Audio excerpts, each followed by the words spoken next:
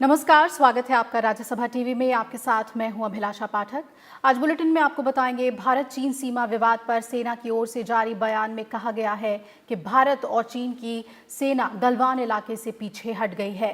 साथ ही आपको बताएंगे कि प्रधानमंत्री नरेंद्र मोदी आज 15 राज्यों और केंद्र शासित प्रदेशों के मुख्यमंत्रियों और प्रशासकों के साथ संवाद करेंगे।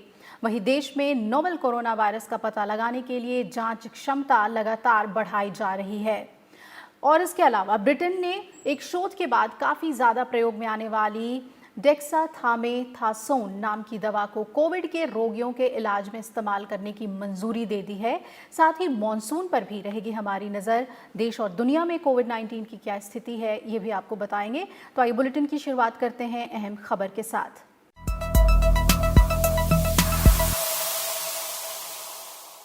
भारत चीन सीमा विवाद पर सेना की ओर से जारी बयान में कहा गया है कि भारत और चीन की सेना गलवान इलाके से पीछे हट गई है। 15-16 जून की रात यहीं पर दोनों देशों के सैनिकों के बीच झड़प हुई थी। झड़प और गतिरोध वाले इलाके में ड्यूटी के दौरान 17 भारतीय सैनिक गंभीर रूप से जख्मी हो गए थे। 0 डिग्री से भी नीचे तापमान और बेहद ऊंचाई वाले इस इलाके में गंभीर रूप से जख्मी इन 17 सैनिकों की शहादत हो गई। यहां कुल 20 भारतीय सैनिकों की शहादत हुई है। भारतीय सेना देश की अखंडता और संप्रभुता की रक्षा के लिए प्रतिबद्ध है। पूर्वी लद्दाख में भारत और चीन की सीमा यानी लाइन ऑफ एक्चुअल कंट्रोल पर सोमवार को दोनों देशों के बीच हुई हिंसक झड़प के बाद रक्षा मंत्री राजनाथ सिंह ने मंगलवार को आर्मी प्रमुख के साथ समीक्षा बैठक की थी। बैठक में विदेश मंत्री एस जयशंकर भी मौजूद थे। रक्षा मंत्री राजनाथ सिंह ने इस पूरे मामले में प्रधानमंत्री नरेंद्र मोदी को जानकारी दी है। भारत ने कहा है कि पूर्वी लद्दाख में भारत और चीन की सेनाओं के बीच हिंसक झड़प क्षेत्र में यथास्थिति को एक तरफा तरीके से बदलने के चीनी पक्ष के प्रयास के कारण हुई। विदेश मंत्रालय ने कहा कि पहले शीर्ष स्तर पर जो सहमति बनी थी, अगर चीनी पक्ष ने गंभीरता से उसका पालन किया होता तो दोनों पक्षों की ओर जो हताहत हुए हैं उससे बचा जा सकता था। विदेश मंत्रालय ने कहा है कि भारत और चीन सैन्य और राजनयिक संवाद के जरिए पूर्वी लद्दाख में सीमाई क्षेत्र में तनाव कम करने के लिए चर्चा कर रहे हैं और वरिष्ठ कमांडरों के बीच 6 जून को सार्थक बातचीत हुई थी। दोनों पक्ष तनाव दूर करने की प्रक्रिया को लेकर सहमत हुए थे। विदेश मंत्रालय ने कहा कि इसके बाद उच्च स्तर पर बनी सहमति के आधार पर फैसले को लागू करने के लिए समूह कमांडरों ने सिलसिलेवार बैठकें की। विदेश मंत्रालय के प्रवक्ता अनुराग श्रीवास्तव ने कहा कि हमें आशा थी कि ये सुगम तरीके से होगा, लेकिन चीनी पक्ष ने गलवान घाटी में वास्तविक नियंत्रण रेखा के संबंध में बनी सहमति का उल्लंघन किया। विदेश मंत्रालय के प्रवक्ता ने कहा कि सीमा प्रबंधन पर जिम्मेदाराना दृष्टिकोण जाहिर करते हुए भारत का स्पष्ट तौर पर मानना है कि हमारी सारी गतिविधियां हमेशा वास्तविक नियंत्रण रेखा के भारतीय हिस्से की तरफ हुई है और हम चीन से भी ऐसी ही उम्मीद करते हैं। भारत ने उम्मीद जताई है कि सीमाई इलाके में शांति बनाए रखने की जरूरत है और वार्ता के जरिए मतभेद दूर होने चाहिए। साथ ही ये भी साफ कर दिया कि भारत अपनी संप्रभुता और क्षेत्रीय अखंडता सुनिश्चित करने के लिए पूरी तरह से प्रतिबद्ध है। अखिलेश सुमन के साथ bureau report, Rajya Sabha TV. BJP अध्यक्ष जगत प्रकाश नड्डा ने कहा है कि प्रधानमंत्री नरेंद्र मोदी के नेतृत्व में भारत की सीमाएं अखंड रहेंगी। उन्होंने चीन की सेना के साथ झड़प में शहीद जवानों को श्रद्धांजलि अर्पित करते हुए कहा कि देश की अखंडता और संप्रभुता के मुद्दे पर कोई समझौता नहीं किया जाएगा। उन्होंने कहा कि सरकार के पास राजनीतिक इच्छा शक्ति है और सेना किसी भी स्थिति से निपटने में सक्षम है। I can assure you that under the leadership of Prime Minister Modi, India's territorial integrity will not be compromised. We now have the political will and our army is fully equipped to take any adversary. Nobody can cast any ill eye on Modi's India. This is what I would like to reiterate. उधर कांग्रेस अध्यक्ष सोनिया गांधी ने भी लद्दाख की गलवान घाटी में चीनी सैनिकों के साथ हिंसक झड़प में 20 भारतीय जवानों की शहादत पर दुख जताते हुए कहा है कि देश की सुरक्षा और क्षेत्रीय अखंडता की रक्षा के लिए हम सब साथ खड़े हैं। विदेश मंत्रालय ने पाकिस्तान में भारतीय उच्चायोग के 2 अधिकारियों के अपहरण और उत्पीड़न के मामले में कल पाकिस्तानी उच्चायोग के प्रभारी हैदर शाह को तलब किया और कड़ी आपत्ति जताई। विदेश मंत्रालय के प्रवक्ता अनुराग श्रीवास्तव ने एक बयान जारी कर कहा कि इन अधिकारियों को इस्लामाबाद में पाकिस्तान की सुरक्षा एजेंसियों ने अपहरण कर लिया था और इन्हें शारीरिक और मानसिक तौर पर प्रताड़ित किया गया। उनके बलपूर्वक झूठे आरोप पर स्वीकृति कराई गई और उसका वीडियो भी बनाया गया। विदेश मंत्रालय ने कहा कि भारतीय उच्चायोग के 2 अधिकारियों को पाकिस्तानी एजेंसियों ने मंगलवार को जबरदस्ती उठा लिया था और उन्हें 10 घंटे से भी अधिक समय तक अवैध हिरासत में रखा गया। इन अधिकारियों को कथित हिट एंड रन मामले में हिरासत में लिया गया था और भारत की कड़ी आपत्ति के बाद छोड़ा गया था। प्रधानमंत्री नरेंद्र मोदी आज 15 राज्यों और केंद्र शासित प्रदेशों के मुख्यमंत्रियों और प्रशासकों के साथ संवाद करेंगे। प्रधानमंत्री जिन राज्यों के प्रमुखों के साथ संवाद करेंगे उनमें महाराष्ट्र, तमिलनाडु, दिल्ली, गुजरात, राजस्थान, उत्तर प्रदेश, मध्य प्रदेश, पश्चिम बंगाल, कर्नाटक, बिहार, आंध्र प्रदेश, हरियाणा, जम्मू कश्मीर, तेलंगाना और ओडिशा शामिल है। आज होने वाली इस वार्ता को काफी अहम माना जा रहा है क्योंकि कोरोना संक्रमण के लिहाज से सबसे अधिक मामले इन्हीं में से कुछ राज्यों में हैं। इससे पहले कल प्रधानमंत्री नरेंद्र मोदी ने 21 राज्यों और केंद्र शासित प्रदेशों के मुख्यमंत्रियों और प्रशासकों के साथ संवाद किया। 1 जून से शुरू किए गए अनलॉक 1 के बाद प्रधानमंत्री नरेंद्र मोदी ने कल पहली बार राज्यों के मुख्यमंत्रियों के साथ वीडियो कॉन्फ्रेंसिंग के जरिए संवाद किया। इस दौरान कोरोना संकट और लॉकडाउन को लेकर चर्चा की गई। प्रधानमंत्री ने कहा कि राज्यों की तरफ से मिले सुझाव के जरिए केंद्र को कोरोना की चुनौती से लड़ने के लिए आगे की रणनीति बनाने में मदद मिलेगी। कोरोना संकट के दौर में मास्क के बिना और चेहरे को कवर किए बिना घर से बाहर निकलने का ख्याल खुद के लिए, परिवार के लिए, दूसरों के लिए बेहद खतरनाक साबित हो सकता है। कोविड-19 की स्थिति पर राज्यों और केंद्र शासित प्रदेशों की चर्चा के दौरान प्रधानमंत्री नरेंद्र मोदी ने ये बातें कही। उन्होंने कहा कि देश में कोरोना को फैलने से जितना रोका जाएगा, संक्रमण पर जितनी सख्त लगाम लगाई जाएगी, उतना ही देश की अर्थव्यवस्था खुलेगी। दफ्तर खुलेंगे, बाजार खुलेंगे, परिवहन के साधन खुलेंगे और उतने ही रोजगार के नए अवसर भी बनेंगे। थोड़ी सी भी लापरवाही, थोड़ी सी भी ढिलाई अनुशासन में कमी कोरोना के खिलाफ हम सभी की लड़ाई को कमजोर करेगा और इतने दिनों की जो तपस्या है उस पर पानी फिर जाएगा। हमें इस बात का हमेशा ध्यान रखना है कि हम कोरोना को जितना रोक पाएंगे, उसका बढ़ना जितना रोक पाएंगे, उतना ही हमारी अर्थव्यवस्था खुलेगी। प्रधानमंत्री ने कहा कि देश में व्यापार और उद्योग अपनी रफ्तार पकड़ सकें, इसके लिए काम करना होगा। उन्होंने कहा कि आत्मनिर्भर भारत अभियान के तहत जितनी भी घोषणाएं की गई हैं, वो सही समय पर जमीनी स्तर पर कार्यान्वित हों। इसके लिए सभी को मिलकर काम करना होगा। साथियों, हमारे यहाँ जो स्मॉलर फैक्ट्रीज हैं, उन्हें गाइडेंस की, हैंड होल्डिंग की बड़ी जरूरत है। मुझे पता है आपके नेतृत्व में इस दिशा में काफी काम हो रहा है। ट्रेड और इंडस्ट्री अपनी पुरानी रफ्तार पकड़ सकें, इसके लिए वैल्यू चेन्स पर भी हमें मिलकर काम करना होगा। किसानों के मसले पर बात करते हुए प्रधानमंत्री ने कहा कि किसान के उत्पाद की मार्केटिंग के क्षेत्र में हाल में जो बदलाव किए गए हैं, उससे भी किसानों को बहुत लाभ होगा। हाल में जो रिफॉर्म्स किए गए हैं, उससे भी किसानों को बहुत लाभ होगा।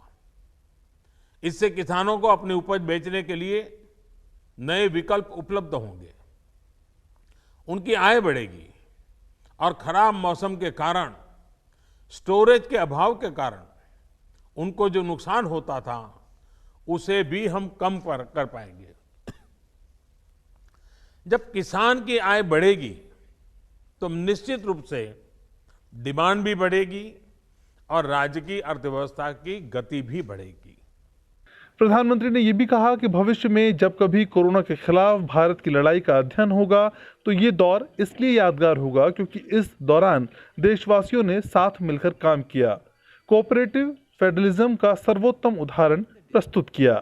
दुनिया के बड़े बड़े एक्सपर्ट्स, हेल्थ के जानकार, लॉकडाउन और भारत के लोगों द्वारा दिखाए गए अनुशासन की आज भारी चर्चा हो रही है।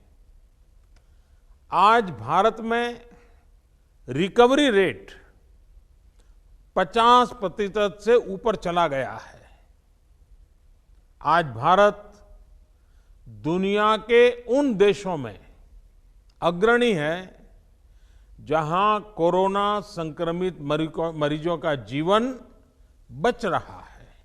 इससे पहले लॉकडाउन के दौरान प्रधानमंत्री नरेंद्र मोदी राज्यों के मुख्यमंत्रियों के साथ 5 बार बात कर चुके हैं। ये बैठकें 20 मार्च, 2 अप्रैल, 11 अप्रैल, 27 अप्रैल और 11 मई को हुई थी।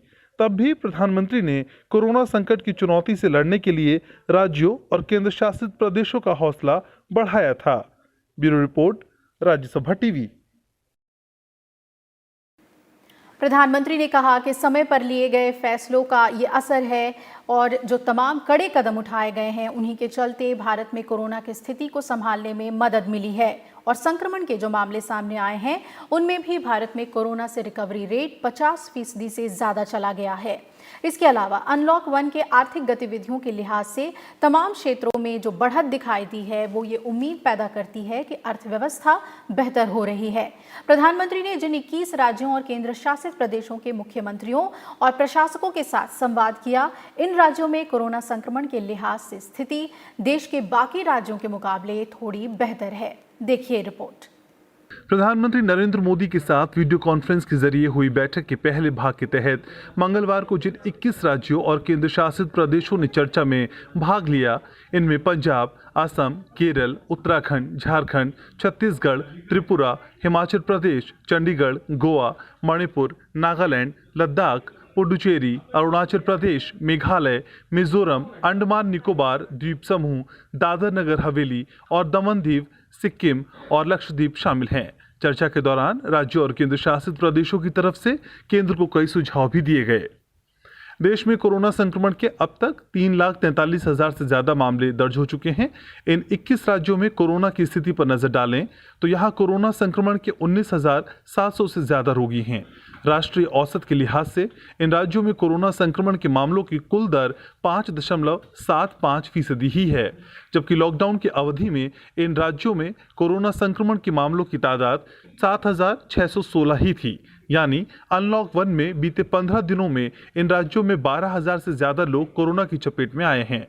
लॉकडाउन के बाद इन राज्यों में संक्रमण बढ़ोतरी के लिहाज से ये दर 160% है। राज्यवार बढ़ोतरी की बात करें तो बीते 15 दिनों में त्रिपुरा में 305%, असम में 251%, छत्तीसगढ़ में 293%, झारखंड में 213%, उत्तराखंड में 146%, केरल में 110% और पंजाब में 46% कोरोना संक्रमण के मामले बढ़े हैं। हालांकि इन 21 राज्यों में 7 राज्य ऐसे हैं जहां कोरोना संक्रमित मरीजों की तादाद 1,000 से ज्यादा है। और रिकवरी रेट की बात करें तो इन 7 राज्यों में बीते 15 दिनों में कोरोना रोगियों के ठीक होने की दर 4 राज्यों में बढ़ी है, जबकि 3 राज्यों में कम हुई है। असम में 1 जून से 16 जून के बीच 2,000 से ज्यादा लोग कोरोना के खिलाफ जंग जीतने में कामयाब हुए हैं। यह रिकवरी रेट 38.34% बढ़ा है, जबकि उत्तराखंड में 1,000 से ज्यादा मरीज ठीक हुए हैं और यहाँ रिकवरी रेट में 50.83% का इजाफा हुआ है। वहीं छत्तीसगढ़ में भी 788 मरीज ठीक हुए हैं और रिकवरी रेट 27.86% बढ़ा है। झारखंड में भी करीब 650 लोग कोरोना से मुक्त हुए हैं और राज्य में रिकवरी रेट में 5.86% का इजाफा हुआ है, जबकि त्रिपुरा में बीते 15 दिनों में कोरोना संक्रमण की स्थिति बिगड़ी है। यहाँ रिकवरी रेट 24.31% कम हुआ है। वहीं पंजाब में कोरोना मरीजों के रिकवरी रेट में 13.31% और केरल में 1.39% की गिरावट आई है। इनमें लक्षद्वीप अकेला ऐसा केंद्र शासित प्रदेश है जहां कोरोना वायरस अभी तक दखल नहीं दे पाया है, यानी लक्षद्वीप में कोरोना का एक भी मामला सामने नहीं आया है। Bureau report, Rajya Sabha TV. राज्यों के साथ प्रधानमंत्री के संवाद के दौरान मुख्यमंत्रियों ने कोरोना संकट के दौरान एकजुटता से मुकाबला करने के मुद्दे पर प्रधानमंत्री नरेंद्र मोदी के प्रति आभार जताया। कठिन चुनौतियों के बीच देश को एकजुट कर कोरोना से जंग लड़ी जा रही है। मुख्यमंत्रियों ने इस मौके पर अपने राज्यों के स्वास्थ्य क्षेत्र के इंफ्रास्ट्रक्चर, कोरोना के प्रसार की स्थिति, जागरूकता के लिए उठाए गए कदमों की जानकारी दी। प्रवासी श्रमिकों की वापसी के बाद दी गई मदद, आरोग्य सेतु ऐप और राज्यों की आर्थिक गतिविधियों के विस्तार के साथ जीवन और आजीविका रक्षा के प्रयासों की चर्चा की गई। प्रधानमंत्री ने मुख्यमंत्रियों का विचार साझा करने के लिए आभार जताया और कहा कि स्वास्थ्य क्षेत्र में आधारभूत ढांचे की मजबूती के साथ आर्थिक गतिविधियों का विस्तार भी जरूरी है। सारे तथ्यों के आधार पर तात्कालिक और भावी रणनीति बनेगी। केंद्रीय गृह मंत्री अमित शाह ने इन सुझावों को भावी लड़ाई के लिए बहुत उपयोगी माना। वक्त एक ब्रेक का, ब्रेक के बाद फौरन हाजिर होंगे। आप बने रहिए हमारे साथ।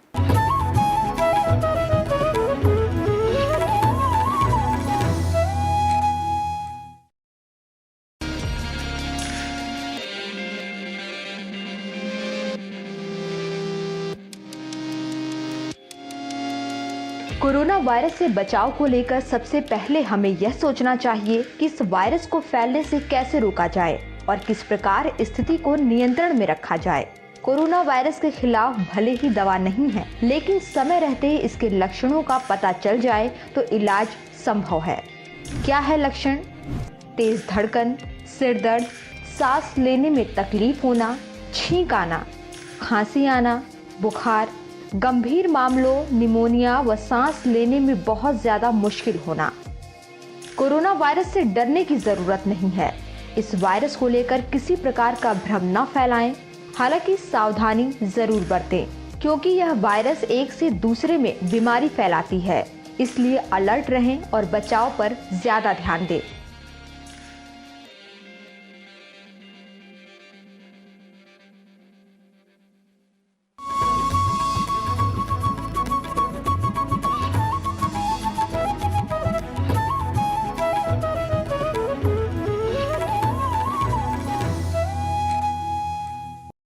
प्रधानमंत्री नरेंद्र मोदी और कनाडा के प्रधानमंत्री जस्टिन ट्रूडो ने मंगलवार को टेलीफोन पर बातचीत की। इस दौरान दोनों नेताओं ने इस पर सहमति जताई कि भारत कनाडा की भागीदारी कोविड के बाद की दुनिया में मानवीय मूल्यों को आगे बढ़ाने सहित बेहतर कदमों के लिए स्तंभ हो सकती है। दोनों नेताओं ने एक दूसरे को अपने अपने देशों में कोविड-19 महामारी की स्थिति और इससे उत्पन्न हालात से अवगत कराया। साथ ही स्वास्थ्य और आर्थिक संकट के हल के लिए अंतर्राष्ट्रीय समन्वय की संभावनाओं पर भी चर्चा की। प्रधानमंत्री नरेंद्र मोदी ने कोविड-19 संकट के दौरान कनाडा में रह रहे भारतीय नागरिकों की सहायता करने और उनकी स्वदेश वापसी में मदद के लिए कनाडा की सराहना की। वहीं जस्टिन ट्रूडो ने भी भारत से कनाडा के नागरिकों की वापसी के लिए की गई सहायता पर प्रसन्नता जताई। दोनों नेताओं ने विश्व स्वास्थ्य संगठन सहित बहुपक्षीय संस्थानों को मजबूत बनाने की जरूरत बताई। साथ ही स्वास्थ्य, सामाजिक, आर्थिक और राजनीतिक मुद्दों पर अंतर्राष्ट्रीय मंचों पर साथ काम करने पर भी सहमति जताई। देश में नोवेल कोरोना वायरस का पता लगाने के लिए जांच क्षमता लगातार बढ़ाई जा रही है। अब देश में प्रतिदिन जांच क्षमता 3 लाख हो गई है। मंगलवार तक कुल 59,21,069 नमूनों की जांच की गई। देश में अब तक कुल 907 प्रयोगशालाएं काम कर रही हैं। इनमें 659 सरकारी और 248 निजी प्रयोगशालाएं हैं। रिकवरी रेट में भी लगातार सुधार हो रहा है और ये बढ़कर 52% से ज़्यादा हो गया है। कुल 1,80,000 से ज़्यादा कोरोना मरीज अब तक ठीक हो चुके हैं और देश में कोविड-19 महामारी के रोगियों के स्वस्थ होने की दर 52.46% हो गई है। राष्ट्रीय राजधानी दिल्ली में कोरोना के मामले तेजी से बढ़ रहे हैं। पिछले 24 घंटे के दौरान कोरोना वायरस से संक्रमण के 1859 नए मामले सामने आए हैं, जिसके बाद दिल्ली में कुल संक्रमित लोगों की तादाद 44,688 हो गई है।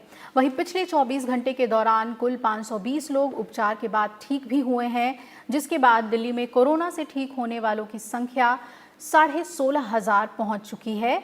वहीं दिल्ली के स्वास्थ्य मंत्री सत्येंद्र जैन का आज एक बार फिर कोविड टेस्ट होगा। सत्येंद्र जैन को मंगलवार को तबीयत बिगड़ने के बाद अस्पताल में भर्ती कराया गया था, जहां उनका कोविड टेस्ट नेगेटिव आया था। केंद्रीय गृह मंत्री अमित शाह के निर्देश के मुताबिक दिल्ली के सभी कोविड अस्पतालों ने कोरोना से जान गंवाने वालों के अंतिम संस्कार का काम तेजी से करना शुरू कर दिया है। इसी क्रम में सभी अस्पतालों ने कोविड की वजह से जान गंवाने वाले अधिकतम लोगों का उनके परिजनों और रिश्तेदारों की सहमति या उपस्थिति में अंतिम संस्कार कर दिया।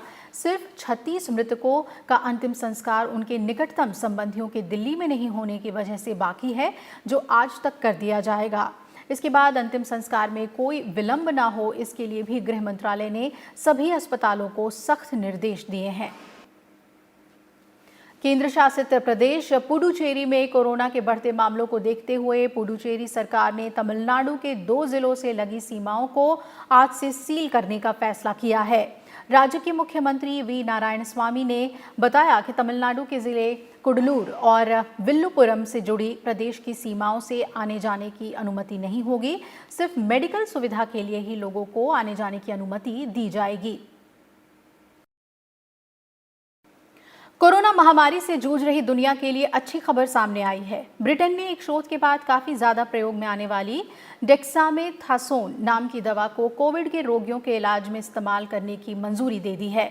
ऑक्सफोर्ड यूनिवर्सिटी के शोधकर्ताओं ने एक क्लिनिकल ट्रायल के आधार पर कहा है कि डेक्सामेथासोन नाम की दवा कोरोना वायरस के कारण गंभीर रूप से बीमार लोगों की मौत का रिस्क घटाने में मददगार हो सकती है। ये एक सस्ती कार्टिकोस्टेरॉइड ग्रुप की दवा है जिसका ब्रिटेन के क्लिनिकल ट्रायल में इस्तेमाल किया गया है और इसके नतीजों के आधार पर सुझाव दिया गया है कि अस्पताल में भर्ती गंभीर रूप से बीमार मरीजों के इलाज में इसे शामिल किया जाना चाहिए।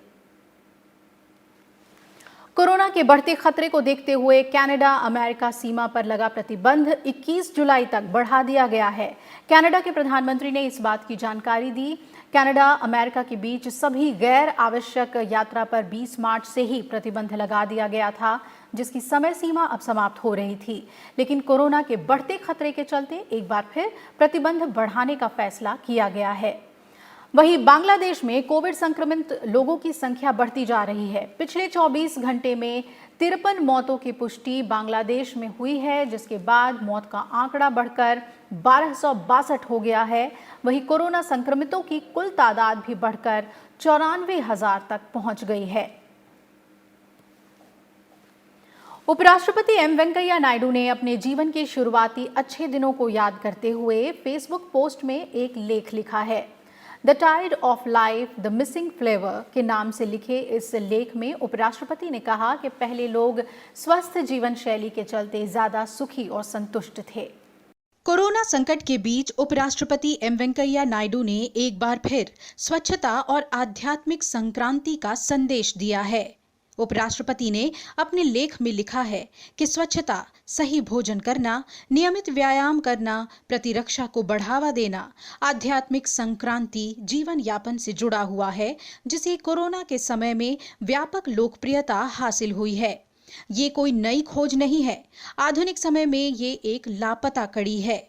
उपराष्ट्रपति ने युवा अवस्था के दिनों को याद करते हुए लिखा कि पहले सूर्योदय से पहले जागना सबके लिए स्वर्णिम नियम था। भोजन में कई चीजें ऐसी होती थी जो प्रतिरक्षा को बढ़ाती थी। खेतों में उगाई गई ताजी सब्जियां और फलों का सेवन किया जाता था। इमली, हल्दी, अदरक, लौंग, जीरा और अन्य मसाले दैनिक भोजन का एक हिस्सा थे, जो वायरस से लड़ने के लिए प्रतिरक्षा बढ़ाने के लिए दवाओं के रूप में काम आते थे। तब दादी की जड़ी बूटियां और नुस्खे लोगों के काम आते थे। उपराष्ट्रपति ने गतिहीन आधुनिक जीवन की तुलना करते हुए लिखा कि तब लोग शाम को हरे भरे खेतों के बीच सुखद हवा का आनंद उठाते थे। तब बिजली और टेलीविजन नहीं था। लोग स्थानीय खेलकूद के अलावा शाम को खाने के बाद मंदिरों में भक्ति गीत गाते थे। लयबद्ध भजन और नृत्य पर्याप्त शारीरिक व्यायाम के अलावा एक अच्छा मनोरंजन था। नुक्कड़ नाटक और कठपुतली शो मनोरंजन का साधन हुआ करते थे। मक्खन दूध के लिए दही को मथना पुरुषों और महिलाओं दोनों के लिए एक नियमित व्यायाम था। पुराने जमाने में खेती प्राकृतिक और जैविक थी। देसी बीज कीटों और सूखे के लिए प्रतिरोधी थे। आधुनिक समय के कीटनाशक और उर्वरक स्वास्थ्य संबंधी चिंताओं से बढ़ते हैं। जैविक उत्पादन की मांग अधिक है और एक नया व्यवसाय उभरा है। उपराष्ट्रपति ने अपने लेख में अपनी बचपन की आदतों और बातों को इसलिए साझा किया है ताकि आज की पीढ़ी पहले की अच्छी आदतों और स्वस्थ जीवन शैली को अपनाकर स्वस्थ रह सके। Bureau report, Rajya Sabha TV. कोविड-19 महामारी की वर्तमान स्थिति के मद्देनजर इस साल मनाए जा रहे अंतर्राष्ट्रीय योग दिवस का उद्देश्य योग के स्वास्थ्य वर्धन और तनाव से राहत देने वाले पहलुओं पर प्रकाश डालना है। इसे सुविधाजनक बनाने के लिए आयुष मंत्रालय प्रशिक्षक के नेतृत्व वाले सत्र का आयोजन कर रहा है, जिसे दूरदर्शन पर 21 जून को सुबह 6:30 बजे प्रसारित किया जाएगा ताकि लोग पूरी एकजुटता के साथ योगाभ्यास करें। इस बार योग दिवस पर लोगों को अपने अपने घरों में ही योगाभ्यास करने के लिए प्रोत्साहित किया जा रहा है। आयुष मंत्रालय अंतर्राष्ट्रीय योग दिवस से जुड़े अपने कार्यकलापों में घर पर योग, परिवार के साथ योग थीम को बढ़ावा देकर इसी दृष्टिकोण का समर्थन कर रहा है। हर साल 21 जून को दुनिया भर में अंतर्राष्ट्रीय योग दिवस के रूप में मनाया जाता है। केंद्र सरकार मत्स्य पालन के लिए एक राष्ट्रीय मत्स्य नीति बनाने की तैयारी में है। राज्यसभा टीवी से खास बातचीत में केंद्रीय मत्स्य पालन, पशुपालन और डेयरी मंत्री गिरिराज सिंह ने कहा कि मत्स्य पालन में नीली क्रांति की शुरुआत करने की दिशा में एक स्थायी और जिम्मेदार तरीके से पहल की गई है। इससे मछुआरों की आय में सुधार होगा। ये नीति उप क्षेत्रवार नीतियों के बजाय सार्वजनिक हित को बेहतर बनाएगी। इसके अलावा प्रधानमंत्री मत्स्य संपदा योजना का लक्ष्य 2018-19 के 137.58 लाख मीट्रिक टन से लगभग 9% की औसत वार्षिक वृद्धि दर पर मछली उत्पादन को 2024-25 तक 220 लाख मीट्रिक टन तक बढ़ाने का है। उत्तर प्रदेश सरकार ने मंगलवार को बड़ा फैसला लिया है। मुख्यमंत्री योगी आदित्यनाथ के नेतृत्व में हुई कैबिनेट बैठक में उत्तर प्रदेश कामगार और श्रमिक सेवा योजन और रोजगार आयोग के गठन को मंजूरी दे दी गई है, जिससे प्रदेश के श्रमिकों और आर्थिक और सामाजिक सुरक्षा पहले से ज्यादा सुदृढ़ होगी। इस फैसले से प्रदेश के अंदर ही श्रमिकों और कामगारों का कौशल विकास कर रोजगार का सुलभ अवसर उपलब्ध होगा। साथ ही प्रदेश की अर्थव्यवस्था को भी गति मिलेगी। गठन के कुछ ही घंटों के भीतर इस आयोग ने मुख्यमंत्री आवास पर कल शाम बैठक की और प्रदेश के कामगारों और श्रमिकों के लिए नए अवसरों की तलाश पर चर्चा की। संयुक्त राष्ट्र सुरक्षा परिषद की 5 अस्थायी सीटों के लिए आज मतदान हो रहा है, जिसमें भारत का सदस्य चुना जाना तय है। भारत एशिया प्रशांत क्षेत्र से एकमात्र दावेदार है। भारत की उम्मीदवारी को 55 देशों का समर्थन प्राप्त है। भारत इससे पहले भी 7 बार सुरक्षा परिषद का अस्थायी सदस्य रह चुका है। वहीं पश्चिमी यूरोप से कनाडा, आयरलैंड और नॉर्वे के बीच 2 सीटों के लिए टक्कर होने की उम्मीद है। कोरोना संकट की वजह से संयुक्त राष्ट्र का कार्यालय पिछले 3 महीनों से बंद है, लेकिन अब महासभा ने कोरोना महामारी के प्रतिबंधों को ध्यान में रखते हुए नई मतदान व्यवस्था के तहत सुरक्षा परिषद का चुनाव कराने का फैसला लिया है। भारत को वर्ष 2019 में $51 अरब का विदेशी निवेश प्राप्त हुआ और वो इस दौरान दुनिया भर में अधिक प्रत्यक्ष विदेशी निवेश पाने वाले देशों में 9वें नंबर पर रहा। संयुक्त राष्ट्र संघ की व्यापार इकाई की एक रिपोर्ट में ये जानकारी दी गई है। संयुक्त राष्ट्र के व्यापार एवं विकास सम्मेलन ने एक रिपोर्ट में कहा है कि भारत में कोविड-19 के बाद कमजोर लेकिन सकारात्मक आर्थिक वृद्धि हासिल होने और भारत के व्यापक बाजार देश के लिए निवेश आकर्षित करते रहेंगे।